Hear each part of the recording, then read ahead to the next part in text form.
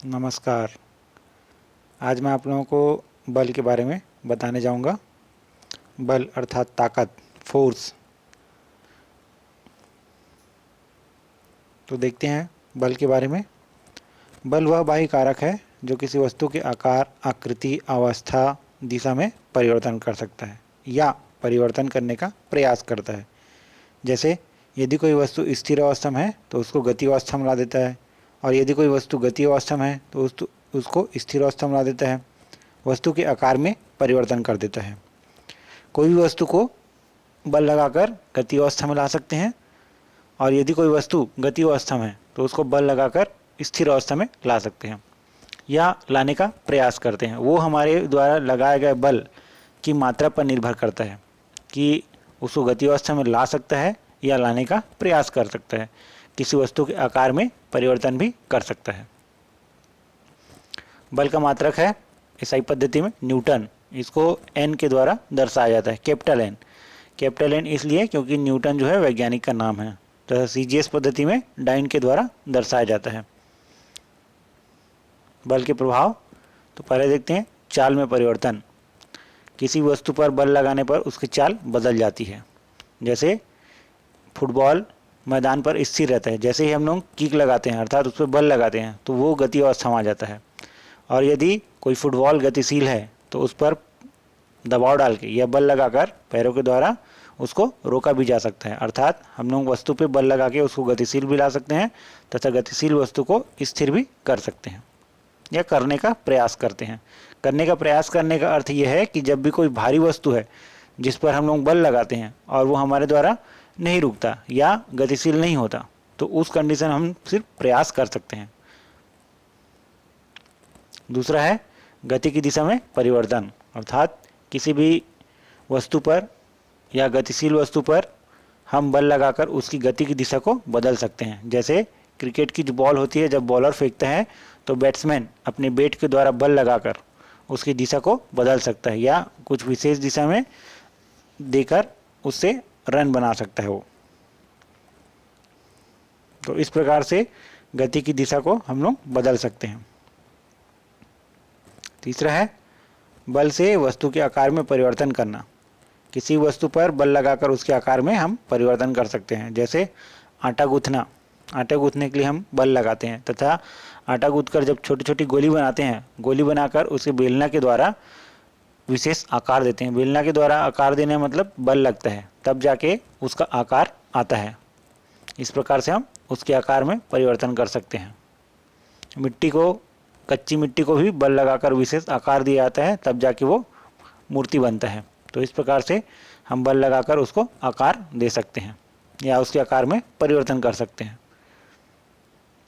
अब देखते हैं बल के प्रकार। तो सबसे पहला बल के प्रकार में देखते हैं पेशीय बल, अर्थात मांसपेशियों से द्वारा लगाया गया बल। तो मनुष्य और जंतुओं द्वारा उत्पन्न बल को हम पेशीय बल कहते हैं। मांसपेशियों के द्वारा उत्पन्न होने वाला यह बल पेशीय बल कहलाता है, जैसा बैलगाड़ी। और बॉलर के द्वारा फेंका गया बॉल, जब बॉलर को पकड़ के दौड़ता है तो बॉल स्पीड से फेंकता है, वो उसके लिए अपने मांसपेशी के ऊर्जा अर्थात बल का उपयोग करता है। पानी से भरी बाल्टी को एक स्थान से दूसरे स्थान ले जाने में बल का उपयोग करता है। गुरुत्वाकर्षण बल। गुरुत्वाकर्षण बल अपने द्रव्यमान के कारण उत्पन्न होता है। अर्थात सभी वस्तुओं में द्रव्यमान होता है और द्रव्यमान होने के कारण सभी वस्तु एक दूसरे को अपनी ओर आकर्षित करते हैं। हालांकि ये बहुत ही क्षीण बल होता है, इसका मान बहुत कम होता है, परंतु फिर भी आकार बड़ा होने के कारण इसका मान धीरे धीरे बढ़ते जाता है। यह बल खगोलीय पिंडों के मध्य संतुलन उत्पन्न करता है। पृथ्वी पर भी गुरुत्वाकर्षण का बल है। उस कारण हम जब भी किसी वस्तु को ऊपर की ओर फेंकते हैं तो एक निश्चित ऊंचाई तक के जाता है, उसके बाद वो पुनः वापस आ जाता है, क्योंकि हमारी जो पृथ्वी है सभी वस्तुओं को अपनी ओर आकर्षित करता है। चुंबकीय बल अर्थात चुंबक के द्वारा उत्पन्न हुआ बल जो चुंबकीय वस्तुओं को अपनी ओर आकर्षित करता है, उसे चुंबकीय बल कहते हैं। जैसे लोहे की कील को अपनी ओर आकर्षित करना। तो चुंबक जो है चुंबकीय पदार्थों को ही अपनी ओर आकर्षित करेगा, सभी प्रकार के पदार्थों को अपनी ओर आकर्षित नहीं करता। चुंबक पर एक अलग से हम वीडियो बनाएंगे जिसमें आप लोगों को बताया जाएगा कि चुंबक किन पदार्थों को अपनी ओर आकर्षित करता है तथा किस कंडीशन में या किस परिस्थिति में आकर्षण का बल लगता है और किस परिस्थिति में प्रतिकर्षण का बल लगता है। उसके बाद है विद्युत बल, अर्थात आवेशों के मध्य लगने वाले आकर्षण या प्रतिकर्षण बल को विद्युत बल कहा जाता है। आवेश दो प्रकार के होते हैं, एक धनावेश और दूसरा ऋण आवेश। तो समान आवेशों के मध्य प्रतिकर्षण बल लगता है तथा असमान आवेश के बीच आकर्षण बल लगता है। जैसे आवेशित कंघी से कागज के टुकड़ों का चिपक जाना, अर्थात आकर्षण बल लग रहा है, आकर्षण बल के कारण वो चिपक जाते हैं, तो ये विद्युत बल के कारण होता है। नाभिकीय बल, जितने भी तत्व होते हैं सबका नाभिक होता है, और नाभिक में इलेक्ट्रॉन होता है, प्रोटॉन होता है, न्यूट्रॉन होता है।